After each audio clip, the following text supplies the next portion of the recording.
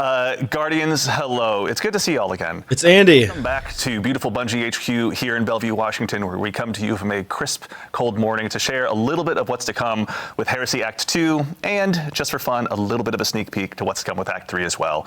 My name's Andy. I work on the social media team here. Andy. And worry not, we've got, as usual, an amazing cast of guests to go ahead and walk through some of the finer details of what you're going to be seeing today.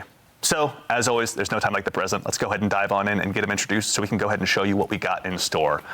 Here, sitting to my left, up first, is someone who, if you joined us last time, is someone that you may have already known, rather. Sorry, I'm going to go ahead and just make sure we get right into your intro. Someone that you may already know, narrative architect here at Bungie, the one and only Mr. Nico Stevens. Woo! How today, man? It's going great. Thanks for having me, Andy. How are you doing? I'm doing so Whoa! I appreciate it. So nice. So for anyone that maybe didn't join us last time or isn't aware of what a narrative architect does, can you tell us just a little bit about who you are and what you do here? Sure. So like I said, my name's Nico Stevens. I'm narrative architect at Bungie. I've been here since Season of Dawn, and basically I contribute to all of the stories that people play through, whether it's text, lore, gun names, building out the actual beats of the story. And as the architect, more recently, what I've been doing is kind of putting together the player journey, as we call it, that the player experiences as they go through the beats of like a main campaign. Yeah. So you're tugging our heartstrings months in advance at times. Oh. Excellent. Well, thank you. It's been a lot of heartstring tugging so far this episode. Sitting next to him, we have a new face joining us today, a senior designer here at Bungie, Quentin Quinones-Rezin. Quentin, how's it going, man? I'm doing well. Thank you for having me here on the couch. Absolutely. Thanks for taking the time to join us. This is your first time joining us, so really quickly, second verse, same as the first. For anyone that doesn't know you or doesn't get the privilege of working with you here at Bungie, can you tell us just a little bit about who you are and what you do here? Sure. Yeah, I am an activity designer. I've been with Bungie since the Beyond Light expansion. And I've worked on, for example, the Altars of Summoning activity in Season of the Witch, and the Breach executable from episode Echoes. Very exciting. And of course, some more stuff we'll be diving into here just very shortly. And then, of course, sitting just next to him, a man that is a friend to all Guardian kind and needs no introduction. So we're not going to give him one. Let's go into the show. Just kidding. Sitting next to him is, of course, the incomparable one and only Mr. Dylan Gaffner, Global Community Lead here at Bungie. Dylan, how you doing, man? I'm doing great. Thank you for your 15-minute Rick Kakis intro. I'm very edit it down, as you can tell. So for anyone that may not have worked with you or your team in the wild world of social media, or is just somehow meeting you for the first time, can you tell us a little bit about who you are and what you do here? Yeah, so Dylan Gaffner, DMGO4, as many know, Breadmaster, the guy that says we're listening.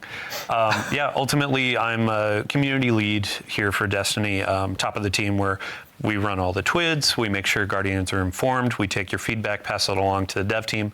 But most importantly, we try to act as like the seat at the table for players. So if there's feedback, if there's conversation around something, or, excitement around activities, we make sure that voice is heard in all the meetings that we go to. Excellent. Well, thank you, as always, for being a voice of the player here in our hallowed halls. We do appreciate it. And in addition to these fine folks, we're also going to have some other folks joining us throughout the show. It's a pretty jam-packed one, so we'll make sure to introduce them as they come along. But worry not, that's just not me summoning them into existence. We have a ton of folks here to show you what's in store. So let's go ahead and kick things off. Nico, I'd love to go ahead and start with you. Obviously, we're going to go ahead and be concluding Act 1 of episode Heresy here very briefly and leading into Act 2. Before we kick off Act 2, can you just tell us a little bit about what got us here today? Yeah, so as people who've been playing know, we had an Echo that came from the Pale Heart, came screaming out from the death of the Witness, slammed into the Dreadnought. This revivified Oryx in the form of the Echo of Navigation. We found that during the finale of our first act, and over the course of searching for it, we delved deeper into the Dreadnought, started uncovering taken powers, and we met an enemy of the Dread who has taken something from us. Interesting. And also, in addition to our enemies, there's an ally of ours that had a very difficult start to the story. Are we going to be seeing more of Eris's story as we dive into Act 2? Yeah, so nice. Let's see. So back in Act 1, anybody who was playing through that first mission, you recognize that we had to change Eris's class designation from Lightless Hunter to Shish Kebab. How dare you? But in Act 2, you're going to be hearing some whispers from beyond the veil as you're going through Nether, as you're going through Court, and as you're exploring those activities and exploring the Dreadnought more, you're going to be picking up some of these messages and hopefully being able to reach beyond that and see what's on the other side. And for our eagle-eyed players who played through the first act and saw that cutscene where Eris died, they see her wake up in this ascendant world, very much resembling a throne world. Yeah, there's been some in that direction, but obviously there will be a lot of lore to dive into. So Vase, if you're out there, maybe you can help us out and kind of tell us a little bit more about what's to come. Excellent. So that sets the stage, but we're also going to go ahead and dive into an activity here. We've got some gameplay ready to show on screen. Quentin, we've got a new activity that we're going to go ahead and release with Act 2. Can you tell us a little bit about what the Court of Blades? Sure. Yeah. Court of Blades, when we were talking about bringing back the Dreadnought, obviously we're going to pay some sort of homage to the fan favorite activity, the Court of Oryx, in this space. Nice. But we wanted to freshen it up, and we wanted to explore, what does Destiny look like right now? And so taking that and adding to that a lot of the activities recently have been sort of longer form, maybe a little stressful. We wanted to create a shorter, quicker activity that folks can just come and slay out for 10 minutes and have fun. Ooh, exciting. So as we go ahead and check out the Court of Blades, there's a lot of new augments available to players too, actually. If we can really quickly look, there's some hive statues around. Can you tell us about the augments that players are going to have available to them as they go ahead and try and build their loadout for this activity? Sure, yeah. What we wanted to do was to take some inspiration from the sort of roguelike things that we've been exploring over the last couple of years with Destiny, making sure that each run feels unique and challenging in its own way. And so what we've borrowed the concept of augmentations from Onslaught, so players will see those, and they're a little different in this case, where they provide challenges that players may be able to overcome in other ways. So they're simple mechanically. A single player could go and complete the augmentation, but you might be able to just DPS the boss, pop your super, that sort of a thing, as a way to overcome that challenge. In addition, we've got sort of a randomized set of armaments that players will be able to purchase between phases that will allow them to combat those challenges a little bit. All right, let's say we unleash our fire team here as we continue to go ahead and sort of explore what this has to offer rather. But in addition to the augments, there's also going to be some hazards that the Guardians are going to be going up against as well. So we're just on IO now. Oh my God. Okay. Like these folks are here to go ahead and resist you at every turn. What's it going to be like building, your loadouts as you go into this? Are you going to be able to just set one up for the week and move along, or? So the way this is going to work, the augmentations, the challenges that get applied, start to stack the more that you play the activity. And so you might get a really good combination that's very easy for you to blow through. Sometimes you're going to get a really bad combination of a certain boss or a certain augmentation that don't work well together. But we wanted players to have some opportunities to maybe shortcut those, or maybe combine a couple of the armaments that they can purchase and find a really cool combo. And so the armaments will actually rotate on a daily basis with the hope that there'll be sort of a meta that generates each day and then refreshes. So as we had our fire team hop through that portal, Nico was like, "Ooh, I know. what do we got? What do we got?" I had the same reaction actually. So these arenas are going to take place obviously across the system. Nico, can you tell us about the eagle-eyed folks in chat? Obviously, are kind of calling out where they believe that was. Can you go ahead and confirm to us where that arena was? So the title of that area that you saw was Remnant of Silver, and that is on Io. It is in the cradle area where the Tree of Silver Wings was. And as players know, we have seen Mars come back, we've seen Titan come back, we've heard of Mercury, even though we haven't gone back and revisited it yet. Io is really the only one that we haven't really talked about at all. And that's because Io is still trapped between worlds, and right now it is in the Ascendant Plane, fully enveloped by it. And Oryx, through the Echo of or as the Echo of Navigation, I should say, is kind of reaching out to these places of paracausal power, reaching out to Io for this place of darkness, Hive worship, as you see here. Yeah. The Hive have like massive connections to the darkness, obviously.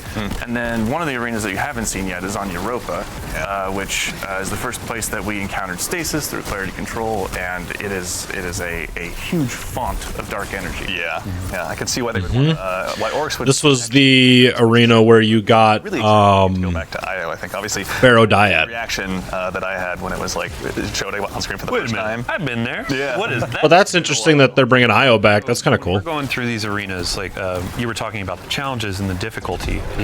With the Court of Blades, are we going to see similar mechanics to Nether, like the health scaling or things like that, or how's it different? We will not be seeing the health scaling and health mechanics from the Nether, so that's a bit of a load off people's minds. This is intended to be a bit more of a less stressful, more fun activity, but the difficulty does escalate after every 2 challengers.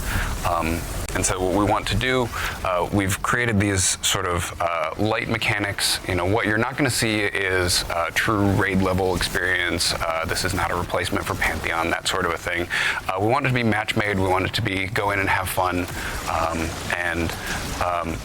The mechanics that you can buy as armaments sometimes will provide antidotes or shortcuts to the mechanics that you're seeing as augmentations.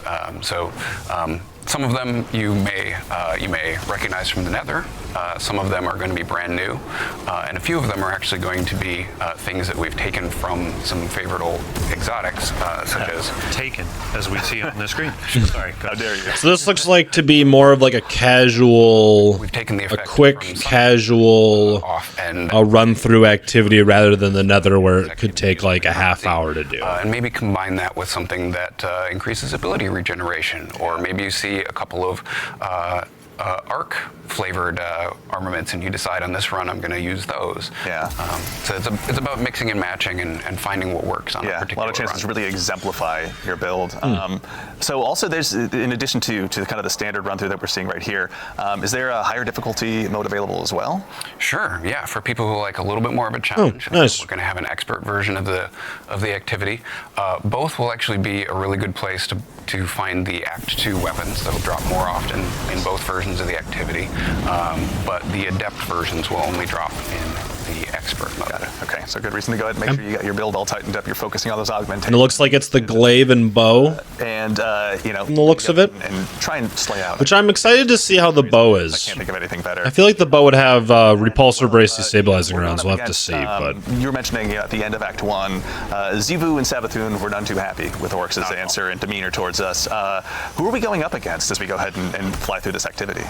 Yeah, so a little bit of a refresher. The finale, we walked in, we saw the Echo of Navigation, and this is where Oryx learns that we killed him in the Taken King. Yeah. And his response is, "You killed me?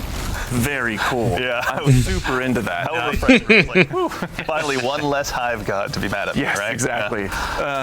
So what Oryx is kind of doing here is he wants you to be his guy. You know, he wants you to take up that mantle of Taken King, and he's testing you. This is him testing his knife, right? Making sure it's as sharp as it's supposed to be. And while he is doing that to prove that you are the Taken King, Zivu is here saying, no, I want my brother back. Yeah. Let me give you another champion.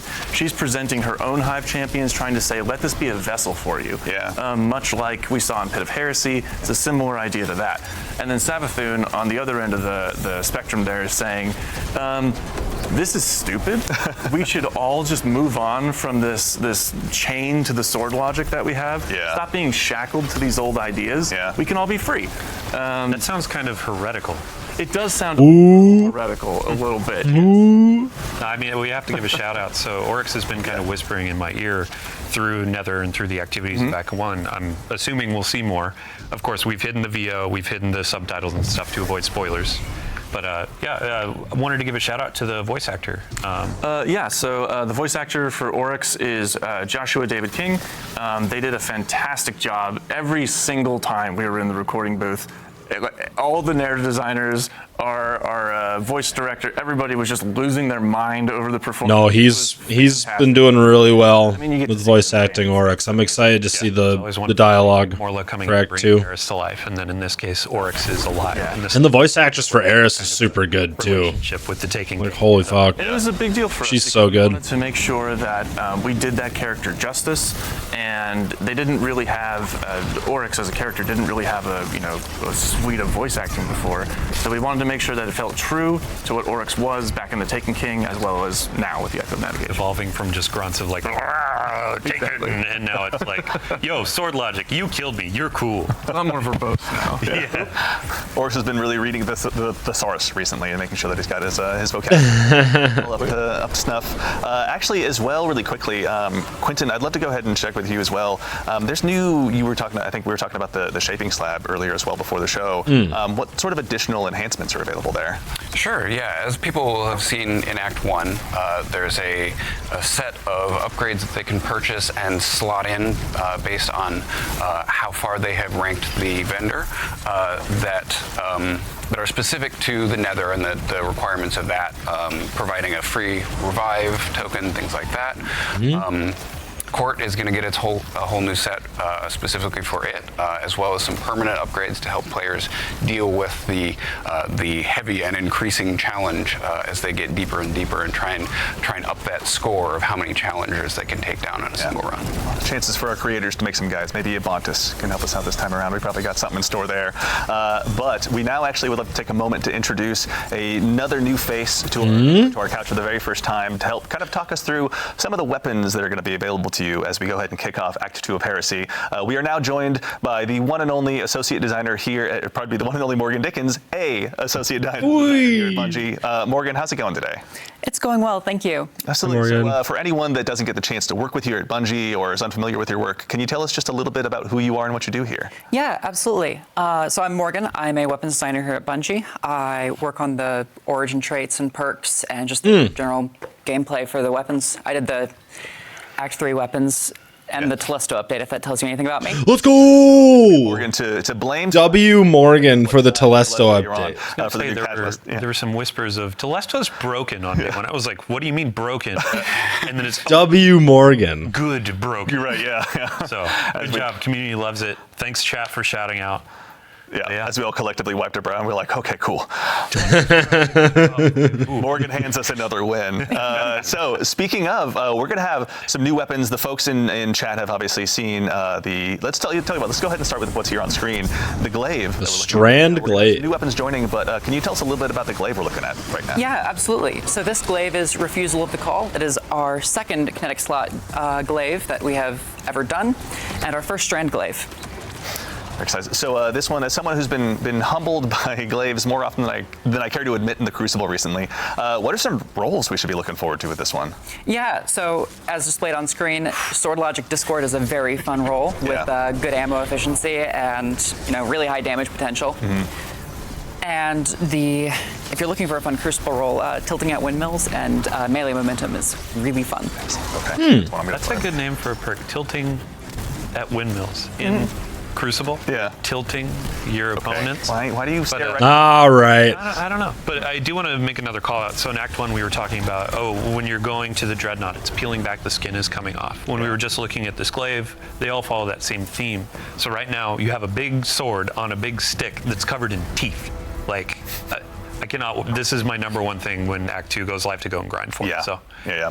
I'm looking forward to that. And I couldn't help but notice, obviously, there's a very, very scary looking new Void bow as well that our Guardian here has been using. Can you tell us a little bit about this bad boy? Absolutely. So Anamnesis is a Void lightweight frame bow. This one's really cool because the origin trait grants charge speed. So dealing damage to enemies and getting final blows will slowly just... That's going to be a goated bow. If you're a bow lover and you have always wanted to take something other than Archer's Tempo in the left column, now's your chance. Yeah, fair. I have my vault is littered with Archer's Tempo in that first column, so no, I'm really looking forward to that one. What are some roles? I think we've got some repulsor brace action going on, but what are some roles we can look forward to here? Yeah, you can pair repulsor brace with either destabilizing rounds or demoralize. Nice. Take advantage of that origin trait reducing charge time. You can throw a successful warm-up and impulse amplifier on it and have one of the fastest firing bows in the game. Yeah, honestly, even having just a good that crucible roll on bow. Truth, like the other weekend on Trials, like I cannot wait to go ahead and take it out for a spin with this bow. The timing is impeccable too. Like last week on I think Reddit, there was a post about legendary bows. I don't use them very often, etc. But folks were going into the Nightfall with Monarch. Yeah. Monarch. And I'm like, here's a new Void bow that goes with the artifact that has all these cool perks. Maybe you'll have a new thing to use in Nightfalls when the sidearm comes around next week. Chat, yes, the sidearm is next week. Don't worry. But yeah. It's awesome. And so, in addition to those, so obviously Dylan mentioned there's a sidearm. What is the other? I think there's 2 more that we haven't covered yet. Yeah, so there's a sidearm, a submachine gun, and a fusion rifle. Exciting. The sidearm is one of our first heavy burst sidearms in a bit, and it's got bolt shot on it, which, given how quick sidearms reload, is pretty fun. Yeah. And you can also get sword logic on it as well. Yeah. It's always a fun option. Yeah, seriously, I When can't you wait. say heavy burst sidearm, is that a 2-shot? 2-shot. Got it. Yeah, it's going to be powerful. Again, I can already hear it. Yeah, I'm excited for that bow. Trials matches, but That bow's going to be nutty. there's a new fusion rifle. Oh, here, actually, we got the sidearm up on screen. Let's hang out. Eddy current volt shot. Hell yeah. That art style is just so good. I can't get over it. Yeah, the design is really cool, and And it's a primary ammo sidearm. Oh, origin trait, which is fun. That's cool. super cool, actually. yep. In That's the addition to roll. that, I know we were talking a little bit before the show Tac as well. mag? There's a new fusion rifle in store that sounds pretty terrifying. An Afterlight? Can you tell us a little bit about what's in front of us right now? Yeah, so Afterlight is another weapon that really benefits from that charge rate boost. And it's got a couple of fun options for DPS with that. If you're willing to put in a lot of work, Ambitious Assassin Reservoir Burst with that origin trait will stack up in a couple shots and will do really, really high DPS until you lose Reservoir Burst. Of course. Yeah. And if you're looking for something simpler, you can always do Lead from Gold and Vorpal Weapon. True. Yeah. This version of the weapon is one of the heretical arsenal versions. So if you're going into the expert difficulty of Court, you can get some of these to drop as you're playing with your friends. It has the 2 perks in each column, and then it has the extra origin trait from King's Fall, narratively tied in. Pretty good. Yeah. Thank you, Sandbox team, for the cool stuff. Thank you, always. Sandbox team, for the cool stuff. Yeah. But then also on top of that, you have your Tome of Want. So if you're just looking for rolls, trying to get more of the sidearm, the fusion, etc., these will be additions. You go and you get your slabs from the chests or doing the activity, and then you can use it in the court to get more drops, or you can actually go into Nether or go into Crucible or whatever and have a couple of those extra drops come in too. Very exciting, yeah. And it's like, I don't know, I was getting like mini Plan C vibes from that one. Like, I'm super excited to see how I can work that one in. So the sandbox is always obviously rather going to be enriched by some new legendary weapons, but our good friend, the Barrow Dyad, is going to have some new additions to their perks as well this time around. For anyone out there like myself who's gone ahead and added that to their loadouts recently, what are some of the updates we can expect there? Yeah, so Barrow Dyad is getting 2 new Catalyst perks in Act 2, with 2 more coming later. And some of the fun options there are 1 for all and target lock. Not many exotics have like damage perks on their Catalyst, but this one you can really alter your play style. Yeah, I feel like target lock is almost made for that one. It's going to be super exciting to take that one out for a spin. I'm going to be excited to see what Maven comes up with as a build video. Yeah, absolutely. Big shout out, Maven. Thank you very much for all your build videos. Can't wait to see some more, obviously, along the way. And sorry, it'll be 2 catalysts go live on Tuesday next week on the 11th, and then we have 2 more coming in Act 3. Cool. Okay. So still more to unlock, but obviously Barrow Dyad's potential is starting to really continue to build, obviously. And if you haven't gotten it, that exotic quest, shout out to our activity designers. Like, I was blown away. And if you have some problems with like kind of insects and holes and stuff, it's a little creepy. So be prepared. But And actually, okay, we're taking a look at Barrow Dyad here really quickly. This is one where if the Guardians out there haven't had a chance to get their hands on it, as Dylan mentioned, the Exotic Quest is live right now, but coming next week, we've got 2 more catalysts that'll be hitting. So looking forward to expand that. And actually, while we're here in menu, we'd be remiss if we didn't take a look at our friendly neighborhood artifact as well. It's been the case with the artifacts have continued with another, or expanded, pardon me, with another row. Glaive, Trace. We only got 5, so I vote we go ahead and just dive in and check them all out. Unraveling orbs, I think. So the primary theme for this one is trace rifles with a secondary theme of like element matching. So in the left column, you have overload trace rifles as a new anti-champ option. And then we have a new trace rifle perk, Beam Medic, where rapid trace rifle final blows heal both you and nearby allies. Oh. The new detonator beam perk, which will help you get those multi-kills. Yeah. Yeah, very looking forward to it. I'm just continuing, like I'm already That's cool. imagining how I'm going to get Microcosm back into my loadout. Honestly, already, like I cannot wait. Well, I have good news for you. Skipping ahead to the fourth column perk, Harsh Refraction. Trace rifles do more damage to targets with debuffs that match their element type. And this is always on for my. I was going to say, all right, so kinetic is going to be. Wait. That's cool. Any others that we want to look at before we go along? I know we have. It's going to be a trace rifle episode. So for Microcosm, if you want to just really double down on that, Limit Break is the fifth column perk, and it will get you increased super damage when you are either critically wounded and you cast it, or when you have an elemental buff that matches your super type. And actually, while we're here, we may as well just take a look. What awaits us in the third column as well? So the third column is a new artifact perk that will help you get more access to elemental pickups like tangles or fire sprites. Rapid final blows with a kinetic weapon or a weapon that matches your equipped super will, grant you one of those. Perfect. And it can be boosted by the Tome of Blunt. Very exciting. All right, so our trace rifles are really going to go ahead and get a lot of additional mileage here. Nice. Looks like, honestly. I got to give a shout out to our icon. Trace rifle act. Gotta love it. These lens is my favorite trace. Like laser tag weekend, some people just immediately melt and they're like, oh God. But that was a really fun I was going to time. say, you were not one of those. Yeah. Oh, I was so excited. We had Irk at the time reached out and asked, can we put Prometheus lens on Xur? And I was like, why would you do that? Yes. But yeah, with these perks, I'm going to go out and burn down Love it. Prometheus lens. Like Microcosm will pull out for the boss DPS, but just for like running through court, running through Nether, I'm going to be like, let's burn some stuff. That's right. I'll have your back. I'll have the Microcosm. You take Prometheus lens. It's going to be a terrible day to be Hive taken for a little while. Hit me up on Discord and then I'll ignore you for another week. And as always.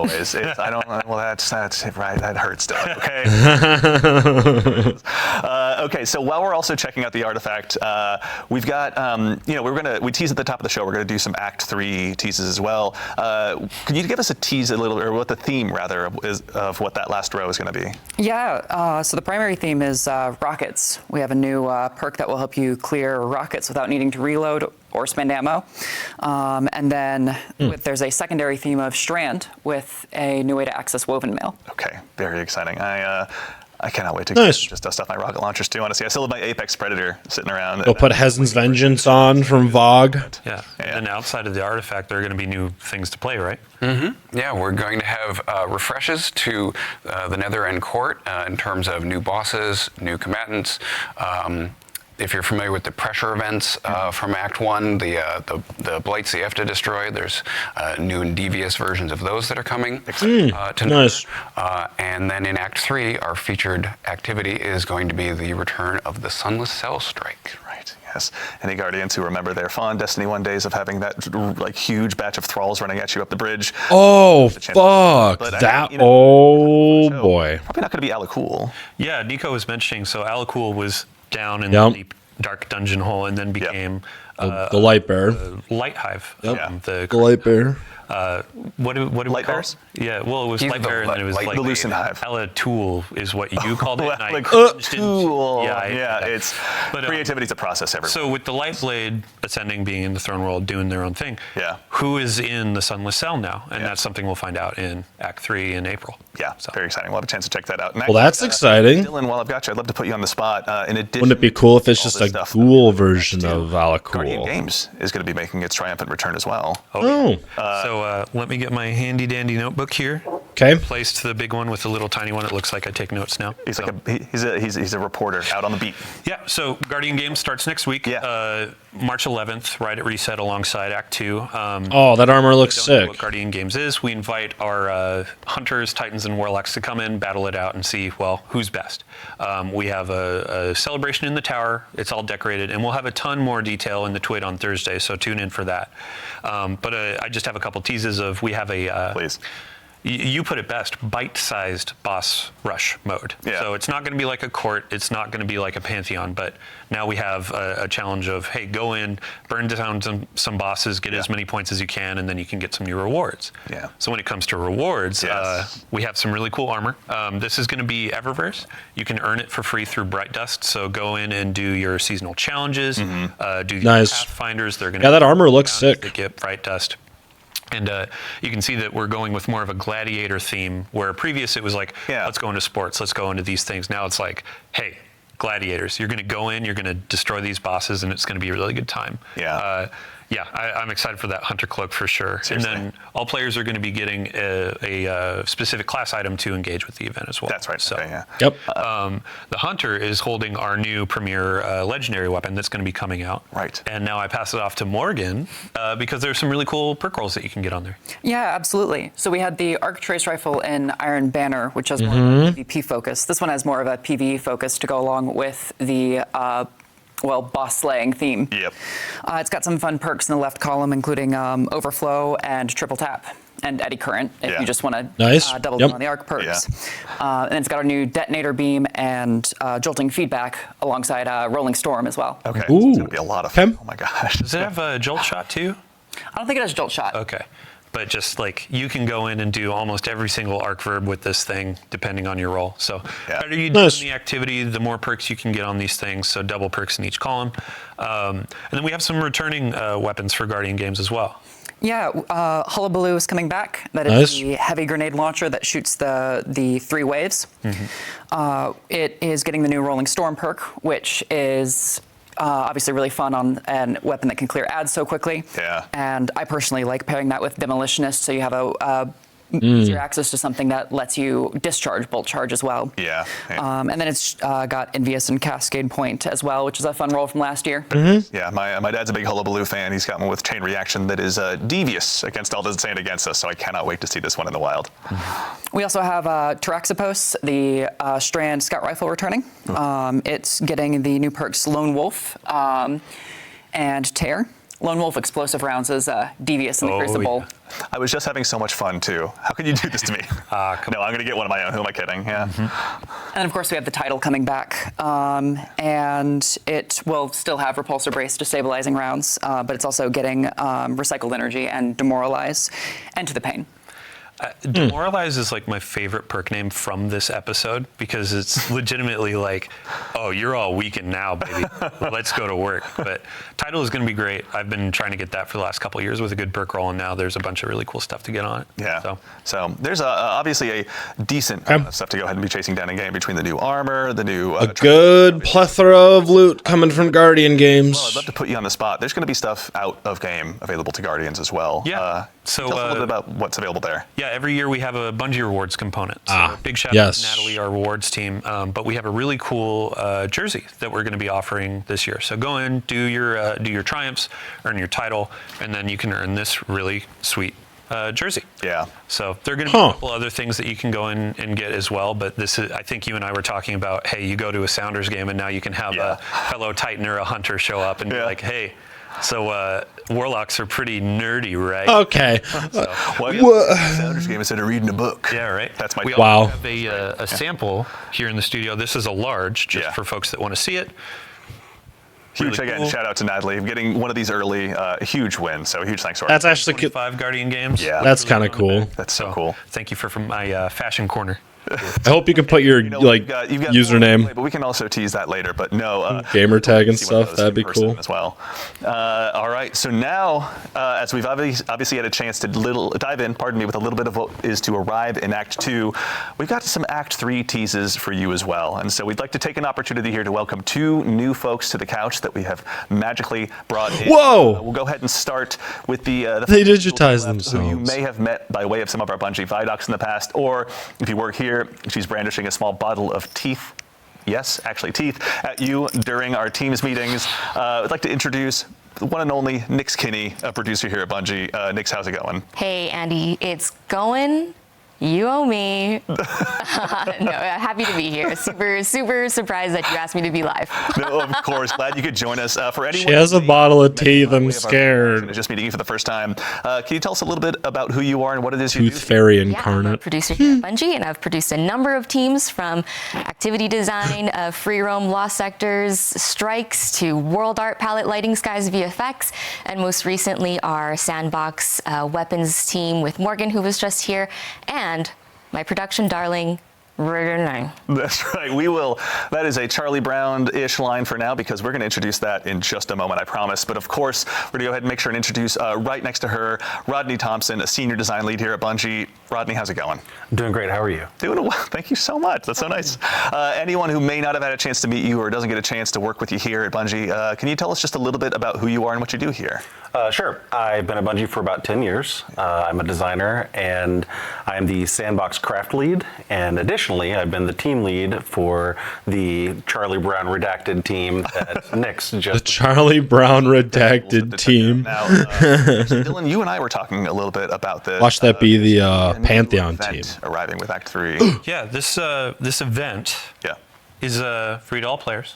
Oh, It's going to offer something for lower skill for folks that maybe want to start getting into some endgame content, and then it's also or offers some things of higher difficulty. I don't want to steal too much thunder. Yeah, I mean, let's tee it up. Yeah, that allows us a chance to introduce it. Rodney, would you like to do the honors of introducing The Rite of the Nine. Yes. Rite of the Nine? So Rite of the Nine is our new event that we've been working on. Really that's with the tokens, is the curio a limited time tokens. event that features our dungeons. 3 of our dungeons that are part of this event. Prophecy better be one of them. Prophecy, of course. Yep. because of the 9 associated. Makes sense. Yep. But also Spire of the Watcher and Ghost of the Deep. So, Oh. we've seen a lot of reaction, positive reaction to the contest modes for our new dungeons as they've come out. And we were thinking, what would it be like if we were able to go back to our older dungeons and experience that kind of level of challenge and see how things play out. They're doing contest mode for those? With some tweaks and some tuning and some additional modifiers and things like that to really bring the challenge up to kind of contest mode levels, right? So we're like, okay, we got this great set of dungeons. Let's really put the screws to our players and see what they can do in a hard mode for these dungeons. Yeah. But then at the same time, we were like, well, a lot of these dungeons, there's a lot of players out there that haven't gotten to experience them. They can be pretty intimidating. They Right. are, mechanically a little more intense. They don't do a lot of hand-holding in the activity. And, they often require, or at least, incentivize you to play with other players, right? So we were thinking, what if we could take this event as an opportunity to introduce these classic dungeons to a whole new audience by way of what we're calling Explorer mode.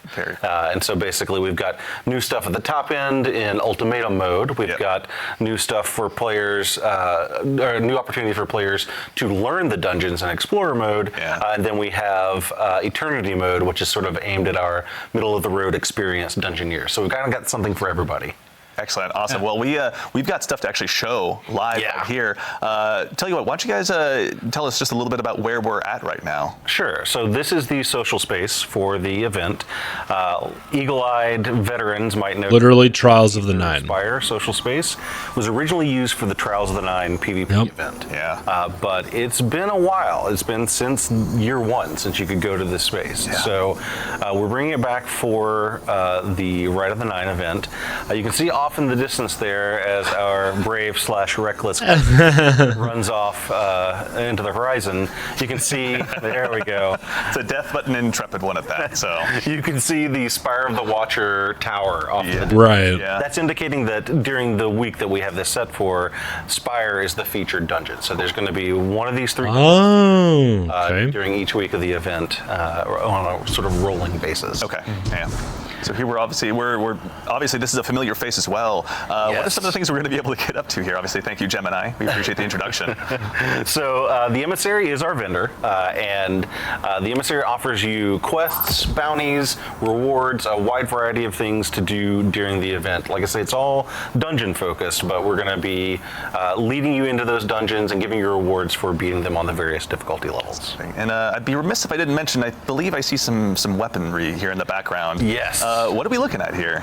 So for this event, we have taken 4 of the weapons from each of the featured dungeons and given them a big revamp. We've redone their perk pools, introduced perks that have come in over the seasons since the dungeon was released, and put those into these weapons and really given them a good juicing up as far as like the perks that are available. And what you're sort of seeing here is the ability to attune to these various weapons, just like you could during Into the Light with the light weapons, so that if there's a particular one of these that you really are hunting a certain role, you can attune to it, get more drops of that weapon during the course of the event. Very exciting. Okay, that's like we see.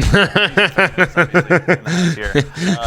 So we've got, as you were mentioning, ultimatum mode. We can go ahead and talk a little bit about later. But as we noticed, Spire the Watchers here, Nix, can you tell us a little bit about Explore mode and how you guys kind of built that and what that process was like? Yeah, playtesting for Explorer mode was truly so cute because it required us to find people in studio who had never played dungeons before. And that means we sourced folks from all corners, all levels, and made them equal in the name of a dungeon. So it was really great to see them go through our dungeons and having us tune it so that by the end of our playtest series, I think they just grew into folks who were really quite adept at dungeons, and I want to say can go on to even solo them if they wanted to. Yeah, I mean, it's a great starting point. I think we were talking a little bit before the show, but Explore mode obviously grants the opportunity, one, to just learn, to just go ahead and kick the proverbial tires in the dungeon, figure out how arc attrition works, which we can see here in just a second. But for folks like myself who do really enjoy running dungeons, and I've only soloed one dungeon, but if I wanted to go ahead and really get all of my strats ready for a solo, maybe a solo flawless run if I'm lucky enough, this seems like a great way to approach that. For sure. Yeah. I mean, in the Explorer mode, you have some tool tips, so that'll give you some idea of how to navigate these puzzles and also some waypointing to help you get through some tricky areas that you may not be able to find on your own. Yeah, there's a lot of minutia to always find in these, and it may not always be obvious which way to go. And so you guys, like we were talking about before the show, you actually built some new tech to help kind of establish those breadcrumb trails for the Guardians. All right, we're about to dive on in actually here as well, but very briefly as well as we go ahead and prepare to land, a brief touch on ultimatum mode as well. What are some of the key differences between those two experiences? Sure. So while Explorer mode, of course, is aimed at people who have maybe not as familiar with the dungeons or never really given them a shot, ultimatum mode is for players who are familiar with the dungeons and are used to a high level of play. So they're going to be our most challenging. They're going to be at sort of a power level equivalent of contest mode. So you're going to be facing tougher enemies. Nice. We're also using some activity modifiers to sort of craft the experience and make it a little more challenging, but also just give you a little bit, require you to make a few decisions before you go into the dungeon or before you go into an encounter that you wouldn't otherwise necessarily be thinking about. So for example, we're using the not swap activity modifier, which basically means you need to keep one exotic equipped for the duration of an encounter. That's just sort of a way of saying, like, okay, we need you to really focus on thinking about this encounter and figuring out how you're going to tackle the challenges associated with it.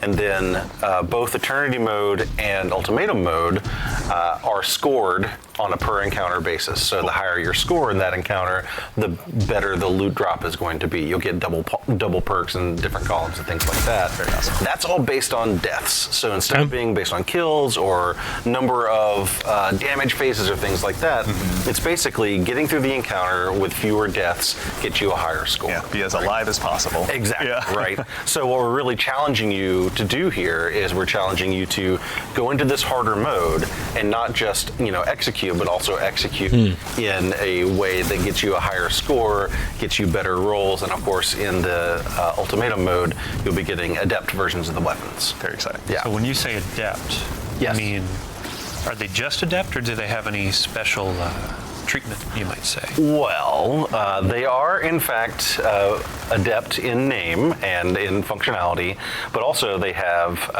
the new treatment. So all of our weapons have a new visual treatment to them that has 9 iconography on them.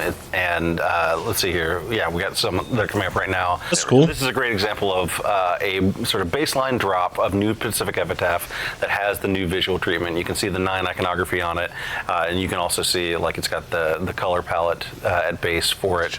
So all of our weapons that'll drop during this event will have a new visual treatment.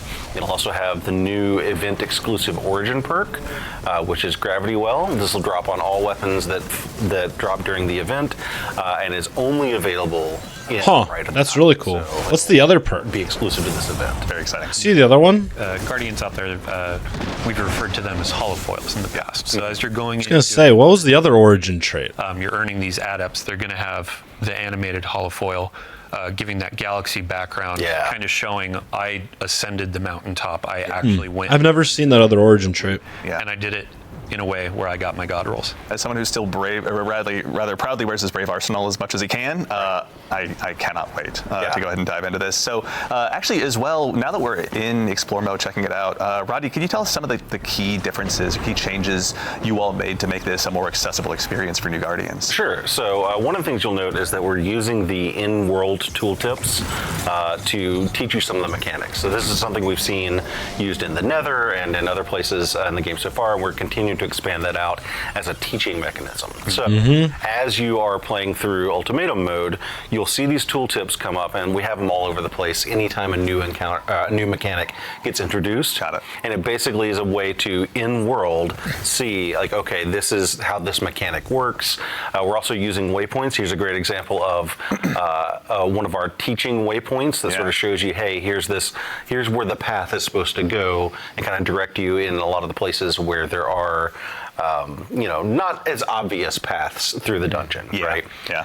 But yeah, like those tooltips and waypoints, we're using those in the encounters to teach you the mechanics. And we would do that like the first time you see it, so that later in the dungeon, when you are encountering that mechanic again, you'll have already learned it, and you can take your time and read the tooltips, execute the mechanic at your own pace. One of the things we've done is we've removed darkness phases, and we've reduced the revive timer down to 5 seconds in Explorer mode. Very nice. So that there is no real penalty for failure. Yeah. So if you're just trying to learn the mechanics and you go in and you want to look at the tooltips and follow the waypoints at your own pace, and maybe you get overwhelmed by enemies or whatever, that's okay, right? Like, you can kind of take your time. Yeah. I think one of the things we've seen is that a challenge with a dungeon, in addition to the mechanics and the combat challenge, a lot of it is just you have to sort of learn at a fast pace, right? And so what we're trying to do here is make it so you can kind of learn at your own pace, so that once you're comfortable with these mechanics, then you can jump into either Eternity mode or that whatever, LMG looks cool, and know the mechanics because you've not been sort of pressured to execute perfectly the very first time. Yeah. In that first encounter, so you're connecting nodes in a circuit breaker to open the door. Yeah. And the waypoints are breadcrumbs, so it's like hit the first circuit and then you see a waypoint for the next in Explore mode. So your ad clear aficionados, they are now learning or being given the opportunity to learn, oh, this is actually how this pathing works. This is how this mechanic works. So when you bring them in, or when I bring you in. So why did you stare right at me when you were talking about ad clear aficionados? But yeah, it's like when you bring them into the higher difficulties of the mode, then it's like, oh, hey, you remember where those waypoints were? You were able to memorize it. You have this like memory. Now you can come in and execute at a higher level. It's aspirational content. Yeah. And here's actually a good example of one of our shepherding mechanics that we've introduced. So basically, we hear a lot of people say, like, oh, I want to take my friends through the dungeon that have never been before. A lot of these traversal sections can be really challenging. So in this section of Spire of the Watcher, for example, once one player gets to sort of the midpoint of this traversal section, we have these helper platforms that rise up from below, so that a player who's maybe struggling a little bit with that section can follow along and continue to make progress forward, even though they may not have been able to execute the. I know Warlock jump is hard, but I know everybody can make it across that gap. Hey, Guardian Games is coming up. I gotta go ahead. I know everybody can make it. So I think I want to put Nix on the spot. As players are going through this, like, we have a bunch of rewards, not just for Explore mode where you're getting the normal drops and all that, but overall through this event. So. Oh, yeah. Well, you get 5 new emblems. Emblem for you. There it is. Yeah, collectors, get ready. An earnable weapon cosmetic and a hoity-toity title, event-exclusive title that you can get from doing some challenging challenges in ultimatum mode. Yeah, it's going to require a lot of participation, I think we were talking about before the show. Like, these are not ones you're going to be able to earn right away. It's going to take some time. Yeah, it's going to take some blood, some sweat, some tears, maybe an ambulance ride, everybody. On your daily playthroughs, it's like, here are my weapons, but then you have the overarching goal of like emblems for the collectors or the title, so you can show off in the tower like, I'm the dungeon delver. We don't have the name solidified just yet. But It's not locked in. It'll it's not come. locked in. The Dungeon Delver. Of locked in. So we've taken a little bit of a look of what's here at Act 3. Dylan, I'm going to go ahead and take this chance to put you on the spot. Starting very soon, or if not recently, Moments of Triumph are back as well. So, I mean, we just walked through. Sorry, I just put that down. So That was very authoritative, yeah. Yeah, we just walked through like, here's what's coming in Act 2, here's what's coming in Act 3, and then here's what's coming with Rite of the Nine later in Act 3. Right now, if you're so inclined, Moments of Triumph just started like, what, an hour ago, 2 hours ago? Yeah. We have some cool rewards that you can earn as you're prepping up for the next acts, as you're getting ready for what's to come. Cool cosmetic ghost. There's going to be a sparrow that's going to be really fun to earn. Nice. Actually, I think we can take a look at those. Yeah, because they show that already, right? There we go. All right, there we go. There. Perfect. So with Moments of Triumph every year, we basically celebrate the previous year of content, ask players to go back in, check out your triumphs, get some of these things done, do some Grandmasters, raids, etc. Yeah. And then you can earn some free cosmetics in the game. Very cool. On top of that, we also have our yearly Bungie Rewards t-shirt. Yeah. So I think I own 6 of these at this point, maybe 7, but this is the 2024. And yes, I'm going to call this out for my friend Matt. 2024, because it's the previous year, not 2025. Yeah. T-shirt, which That is shirt does look we cool. have a sample here in the studio. Thank you again, Natalie. Very excited. This, I believe, is a large as well. Let's make sure. Yeah, large. So basically my size. I'm 6'1". Yep. There we go. But yeah, you can get your customization on the sleeve of your gamer tag or your Nice. player name. Very nice. And then when you're walking around in the outside world, people can see you for the nerd you are. Yeah. Shout out to the individual who yelled Dead Orbit forever when I was walking around in my Dead Orbit t-shirt the other day. Very nice. But yeah, very frequently, it's like you see people in their raid jackets, you see people Yeah, I've got in a like t-shirt. 2 or 3 of those shirts, I think. Moments of Triumph related, the t-shirt, the pins, anything like that. There's also a special emblem. It's a gift with the purchase. So in-game, you get a little bit of Ooh. That's really cool. I always love those shirts. I like because, that. Like, you know, going to I like that a emblem. or That's something, sick. It becomes this like hidden secret language. Yeah, I'll probably get the Moments of Triumph t-shirt. I love those shirts. On, or the different Moments of Triumph shirts on. I'm actually wearing a The nod as you walk through those hallways. Bungie Foundation charity shirt myself. But then when you're going through Rite, it's like, I have my title. In real life, it's like, I got my title. Yep. I got it on my war vest. I got my t-shirt, Earned it. etc. Yeah. Excellent. All right. Well, everyone, we have had a very big show today. And so that, I think, about leads us to the conclusion is what I would say if we just one more thing to share with you. So obviously, we've touched a little bit on some of the stuff that's going to be arriving with Act 3, and we actually have a sneak preview also of a currently in development limited time PvP mode that will be joining Act 3 as well. Why don't we go ahead and just throw it up here on screen? Let's take a look. Everyone, we'd love to introduce What the Heavy Metal. fuck? A opportunity for you to go with tanks against a team of Briggs, so you can test to see you could behind the barrel of a gun or behind the barrel of a Brig. That's awesome. Just the play test has been absolutely insane to watch. Yeah, I'd say since day one of Beyond Light, players saw the Brig come to the game. And they're like, when do I get one of those? And What the fuck? answer from the development team. They're honestly just prepping for Frontiers at this point to let us ride mechs and shit. Let us do ship battles, please. Come out on top. Yeah. Yeah. Like, we're very much looking forward what the fuck? community, but Trick shot! the Drake tanks and Briggs alike provide Got him! tactical opportunities that we're looking forward to seeing getting into the Guardians' hands. But yeah, this one has just been an absolute hoot to see in development, honestly. What the actual hell? That's awesome. Thing. We say competitive, but this is a goofy, like, this is fun. You're sitting down on a Saturday night, you're chilling with your buds, and it's like, let's hop in a tank and try to do some 360 no-scopes while we Yeah, we just finished a raid. Let's have a pallet cleanse. 1v1 me on Europa, bro. Movie of the week. Why don't I hop into a Drake and try to get a triple kill? Like, Chance. Yeah. There weren't enough sick flips in that raid. Yeah. Get out there on my Drake tank. Just how many 360 That's cool. scopes can we get into this thing? We'll find out. Does the Drake take how to scope? I don't think so. But yeah, that's something we'd be remiss if we didn't take a chance. That's cool. They just did a huge jump as well. But we'd be remiss if we didn't take a chance to show that off to all of you. So that, for real this time, concludes our show. So a huge thank, of course, to Nico, Quentin, Morgan, to Nix and Rodney, and of course, the one and only Mr. Dylan Gaffner there for joining us today. We really appreciate you guys taking the time to tell us a little bit more. Sorry? Thank you for hosting. I'm also here. But of course, more importantly than even me is our fire team in the back of house. We've got Peyton, Ashley, and of course, my compatriot in social media, Mitch, out there helping us go ahead and do the heavy lifting behind the scenes. Thank you a ton for joining us as always. To the crew here in house that puts on the show and has to deal with the likes of me, thank you all so much for your time. We really appreciate all of your help.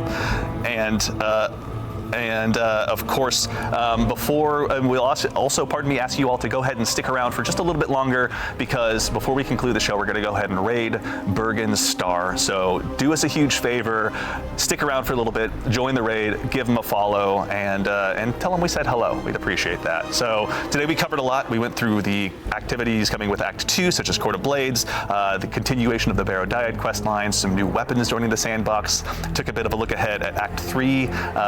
There was a lot for this one, everyone. So, of course, more than anything, gotta love it. We know you all are very busy. We appreciate being a part of your day, and thank you all so much for taking the time to join us today. We do appreciate it.